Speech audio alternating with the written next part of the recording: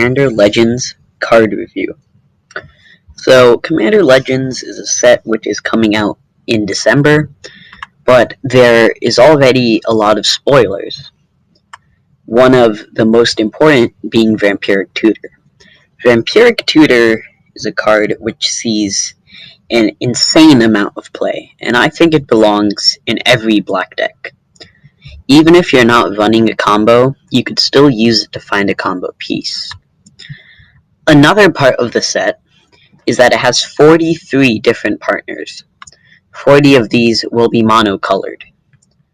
A few of these are Planeswalkers, which is a first time.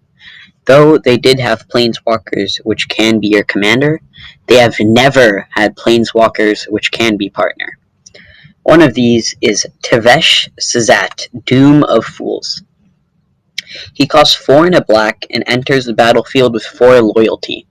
His +2 is to create 2 0/1 black Thrall creature tokens. So that's pretty underwhelming for a 5-drop, but it is good in the Aristocrat style decks. Its +1 is you may sacrifice another creature or planeswalker. If you do, draw 2 cards, then draw another card if the sacrificed permanent was a commander. So I think you could pair this with Thymna, or another card which has another commander which has a very low casting cost. There's actually a new commander which is red and has partner and it costs 0 mana.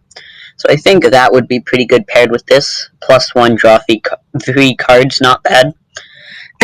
But the +2 and the +1 synergize very well together, because you can just +1 and then the next turn +2, +1, +2, each time you'll be drawing 2 cards, and these 0/1s can help protect Tevesh. So it's a little underpowered, but he does have partner. Next is Archon of Coronation. It says, it's 4 and 2 white for 5/5 with flying. When Archon of Coronation enters the battlefield, you become the Monarch. As long as you're the Monarch, damage doesn't cause you to lose life. So this still means that if someone attacks you, the creature will still deal damage, so they become the Monarch, but you don't actually lose life. So let's say someone's swinging 10 creatures at you to take Monarch from you. Sure, they will take Monarch, but you won't lose life. So it is a 6-drop in white, meaning that it will be hard to cast for most white decks since they suffer from not having that much ramp. But it does give you immediate card draw. I think it's okay. It's just a 6 drops a lot, and you kind of expect more. Kamahl, Heart of Krosa, is another partner commander. It says, at the beginning of your combat, on your turn, creatures you control get +3/+3 and gain trample. So it's basically overrun every turn. So that's very powerful, but keep in mind that it does cost 6 and 2 green, and it's only a 5/5. So it does take, you do need a lot of creatures for it to become relevant. It also says 1 and a green, until end of turn, target land you control becomes a 1/1 elemental creature with vigilance, indestructible, and haste. It's still a land. So that's pretty good, but just 8 mana is like, you want to be winning the game at 8 mana, but it is like an overrun in your command zone. I think you need to be a dedicated token strategy to be playing him, and I would not play him outside of the command zone. He is pretty good with Tevesh, because he could turn all of the 0/1s into 3/4s. Next is Jeska, Thrice Reborn. It ETBs with a loyalty counter for each time you've cast a commander from the command zone. It has a 0, which is choose target creature. Until your next turn, that creature would deal combat damage to one of your opponents, deals triple that damage to that player instead. So this might incentivize someone to attack one of your opponents. It's pretty low impact, but you can't really expect that much from a 0 and a 3-drop. Its -X is Jeska deals X damage to each of up to 3 targets. So it does enter the battlefield with at least 1 loyalty counter. and it could enter with a lot more if you have, like I said, a cheap commander. And it can be a commander, and it does have partner. So I think this is actually very, very good in CEDH. If you pair it up with a Thymna, you have 3 colors Mardu. So I've been seeing some Thymna Bruce decks running around, and I think Jeska replaces Bruce, because Bruce is pretty useless, to be honest. You're really running him to get red. So I think this card really shines as it's an infinite mana outlet. So once you have generated infinite mana, you can cast Jeska minus Xer so she dies and you go back to the command zone, and you can do this infinite times to ping your opponents to death. It's also good to get rid of just mana dorks. A lot of good creatures in CEDH have very low toughness. So I think it will see a lot of play, so I would definitely keep your eyes out on this. Mnemonic Deluge costs 6 blue, blue, blue. Exile target instant or sorcery card from your graveyard. Copy that card 3 times. You may cast the copies without paying their mana cost. Exile Mnemonic Deluge. So this is just first of all, it's a 9 mana sorcery, so it has to do something game breaking for you to play it. And copying a card from your graveyard 3 times is good, but the best possible thing is copying a time stretch or a extra turn spell, and even then you're taking 3 extra turns for 9 mana. Sure, that should win you the game, but it's 9 mana. And it's also exiling it, so there's no loops you can do with this. I think you can entomb like a time stretch and then Mnemonic Deluge to take 6 extra turns. At that point, you've won the game, but like, it's a 10 mana 2 card combo. Okay, next card is Profane Transfusion. Costs 6 black, black, black. I think there's a cycle of these, I'm not completely sure. But these 2 cards are 9 mana sorceries, and there's 2 of them. So hopefully they're in all colors. I think the green one will be a lot better because green has a lot of ramp. It says, 2 target players exchange life total. You create an XX colorless horror artifact creature token, where X is the difference between those players' life totals. So it's good, but like, it's 9 mana. This is more of like a 5 mana effect. I think there's a 4 mana card which switch life totals, which sees like 0 play. So the extra 5 mana to create what might be like a 10-10 at best, or like a 20-20, still like pretty bad. I don't think I see myself running this in like any deck except Joda. So let's look at Portraiser. It's 3 and 2 red for a mythic, which is a 4/4, and says, whenever Portraiser deals combat damage to a player, untap each creature you control. After this combat phase, there is an additional combat phase. Portraiser can't attack a player it has already attacked this turn. So Portraiser seems really, really good, because if you can get some equipment onto it, you could take up to 3 extra turns every turn, and you could quickly kill your opponents with that. So I don't think it's really that good in higher powered and competitive metas, but I think it's a good casual card. Sphinx of the Second Sun is green in 2 blue for a 6/6 flyer, which says, at the beginning of your post-combat main phase, you gain an additional beginning phase after this phase. So it basically says you get 2 turns, basically, except you don't get a post-combat or end step. And it's worded like this, so it just doesn't give you infinite turns. What this does go infinite with is Aggravated Assault if you have 5 or more mana. It is an 8-drop, but it's a very, very good 8-drop. Like these 9-drops which I showed above, this just does a lot more than these do.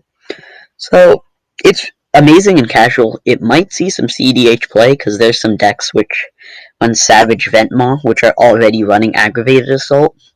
So I think the Joda decks, there's like a fringe CEDH Joda deck, I would see that deck running this card.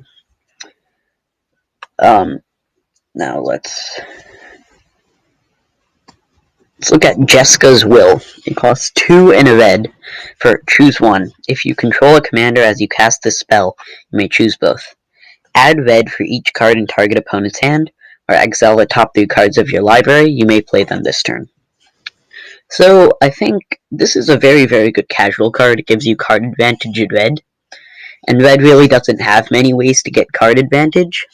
So this basically drawing you 3 cards is very good.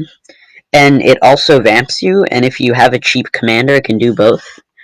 I think this card is like borderline broken, but it's in red, so it's fine. I think this will go into like every casual red deck or every high power red deck.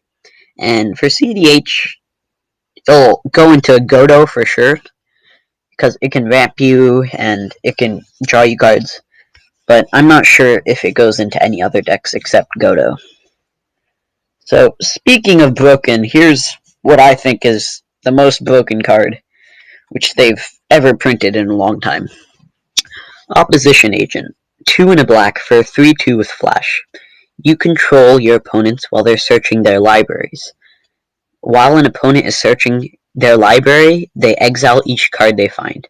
You may play those cards as long as they remain exiled, and you may spend mana of any color to cast them. So, a fun fact about this card is that if you're playing this in a 60 card format, when you're controlling your opponent, you can actually look at their sideboard and look at their deck. So you have perfect information on what to sideboard against them. But let's talk about it in terms of EDH.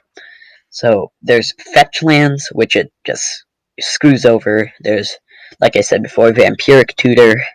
So this is the most powerful hate bear ever printed. And commanders like Yi San and Sisei are like, they hate this card because this just shuts down their entire strategy. So in casual, people are searching their library less, but they still do it a good amount. And there's lots of cultivates running around. So if you cast this in response to an opponent's cultivate, you've just made them skip a turn. And it's only 3 mana, and it sticks around. You've gained 2 extra lands for yourself. So in casual, it's pretty good. It might not go in every black deck, but it should go in a good amount. But in CEDH, this is meta warping, because the goal of CEDH is to try and find 2 cards and use those 2 cards to win. Or sometimes it's more than 2 cards, but there's a lot of tutoring going around, and I think this card will make it so that people will have to run more removal and more ways to deal with creatures. So I think Deadly Rollick is coming back into the meta. I think Path to Exile will come back. And all of this is just so they can get rid of this one agent. So let's compare this to another card which sees a lot of play. It's CEDH, Notion Thief. This costs 1 less mana, steals the exact card, and lets you control them. So you could look at their entire deck.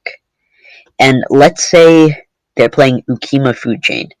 They try to tutor something. If you cast this in response and exile their food chain, they're done for. Like, unless if they're running Thassa's Oracle as a backup plan, it'll be very hard for them to come back. So this is also going to make creature-reliant decks a lot weaker, because like I said before, this will make people play more removal. So I think this card is almost ban-worthy, but I think since it only sees CEDH play, I don't think they're going to make another ban for the CEDH community, so it's probably going to stick around, but it's just so broken. Who designed this? Krark the Thumbless, it says. 1 in a red. Whenever you cast an instant or sorcery spell, flip that coin. If you lose the flip, return that spell to its owner's hand.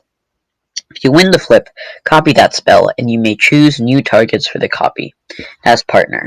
So I think this is very, very good in a storm-focused deck, or a deck which casts a lot of small spells. So I've heard there's like a fringe feather deck, so feather is definitely running this. If it partners with Thrasios or Thymna, I think it might be good as a partner. Its ability is kind of risky because if you're like playing Ad Nauseam, you really can't risk losing that flip. So the only decks I would see it seeing play in is the decks which run a lot of 1 or 2 mana, kind of stormy instants and sorceries which draw you cards or add more mana. Here's another Monarch card. I think they're trying to push limited in this set, so they're having Monarch be a strategy you can do. It says, whenever Emberweald Captain enters the battlefield, you become the Monarch. Whenever an opponent attacks you while you're the Monarch, Emberweald I don't know how to pronounce that. I think it's like Wilde? Wielday? I'm not sure, but Emberweald Captain deals damage to that player equal to the number of cards in their hand. So let's say the average number of cards in someone's hand is around 5, so basically says, if you attack me, you take 5 damage, which is a pretty good deterrent, but remember, it does not trigger for each creature, so if they swing 10 creatures at you, they still only take 5 damage, but it's still a red card, which gives you Monarch, so it's a red card draw spell, so pretty good. Next card, Savat's Will, for 4 and a black. I think they have a cycle of wills. Oh, that art is terrifying, but it's an instant, which says, choose one. If you control a commander as you cast the spell, you may choose both. Each opponent sacrifices a creature they control with the greatest power. Exile all cards from all opponents' graveyards, then create X01 Black Thulk creature tokens where X is the greatest power among creatures exiled this way. So, I think it's okay. Just creating 0-1 Thul tokens isn't that good, and sacrificing a creature with the greatest powers, like a 3 mana ability, considering that you're not guaranteed to get both, I think the second is like a 1 or 2 mana ability, and the first is a 3 mana ability. So I think if you're getting both guaranteed, it's not even that good. And the fact that you're not getting both guaranteed, I think it's pretty bad. Especially since it says opponents. So if you're playing a deck which has a lot of big creatures, you could exile your own graveyard to get a lot of thrills, but since it's opponents, you can't really control that. So I don't think it's that good. So here's the 0 mana legendary I was talking about earlier. Rograk, Son of Roga. He costs 0 mana. He has partner. He's first strike, menace, trample, 0-1. It's an uncommon. So I think you might just run this with Teyvat to just be an engine. And I think that partner combo might see some CDH play because you can just be drawing 3 cards every turn, and that's just like really powerful. I think in casual, it'll be a good Voltron commander. You can like guaranteed play this turn 1 and start equipping stuff onto it. And it does have a lot of keywords. First strike, menace, and trample is pretty powerful, especially for 0 drop. So it's pretty decent. Acidic Ooze reprint, that's nice. Okay, so Nate 3 visits reprint. That's like pretty surprising because this is a $120 card because it sees a lot of play, but it was only printed in 1 set. So I think this card's value will plummet. So I'm really happy to see that they're printing this at uncommon. Let's look at Halana Kessig Ranger. 3 and a green for 3/4 reach. Whenever another creature enters the battlefield under your control, you may pay 2 generic mana. When you do, that creature deals damage equal to its power to target creature. So I'm kind of sad that it just doesn't say fight, because there's a lot of fight tribal cards, and this would go into like a fight tribal deck. So that's kind of annoying, but I think it's still pretty solid.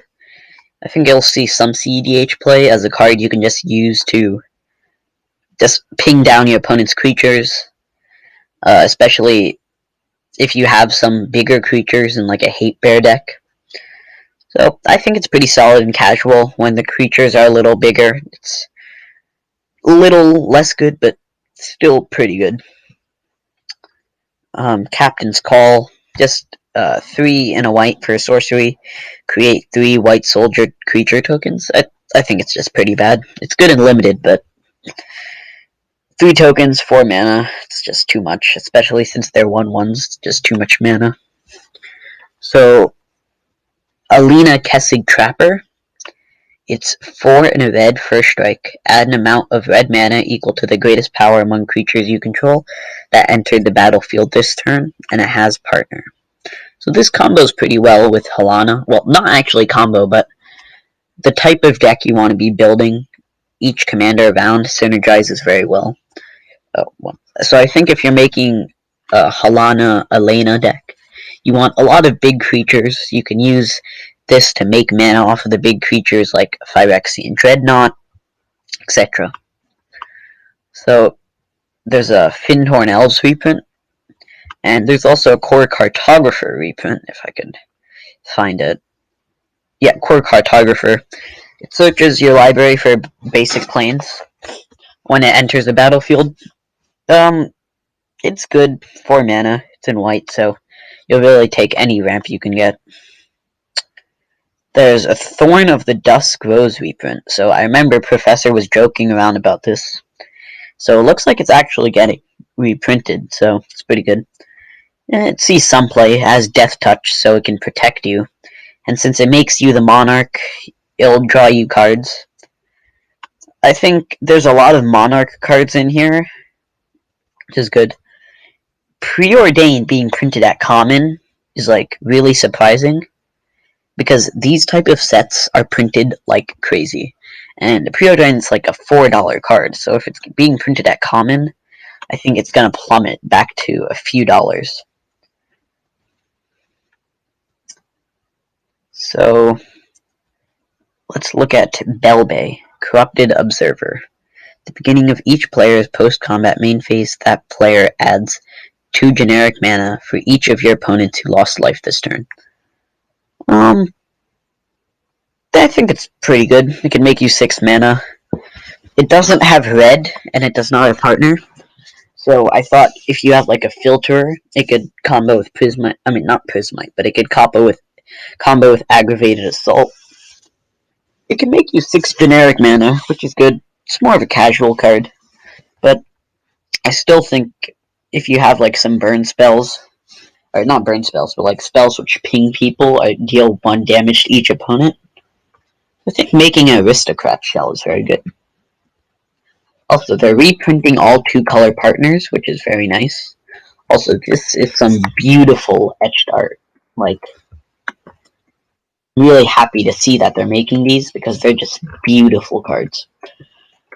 So, I think we're nearing the end of the video. Let's just look over a few more. Nemris Una's Trickster for 3 and Mirror for a 1/6 with Flash and Flying. Whenever you cast your first spell during each opponent's turn, look at the top 2 cards of your library. Put one of them into your hand and the other into your graveyard. So it puts it into the graveyard, which is not irrelevant. It basically draws you 1.5 cards since it's a rail, so I think it's pretty good, pretty solid.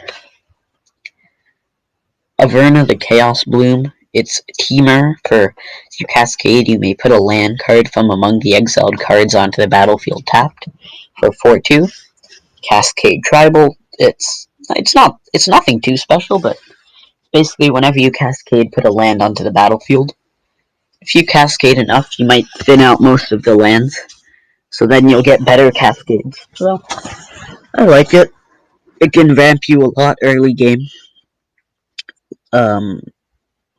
Yeah, and I think I'll do a part 2 later.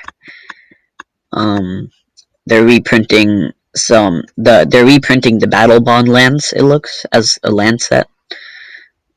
So, hope you enjoyed the video. I'll be doing a part 2 later on the spoilers, which I did not do, or during the next set of spoilers. I'll probably do a part 2 on there. See you then. Please be sure to like and subscribe.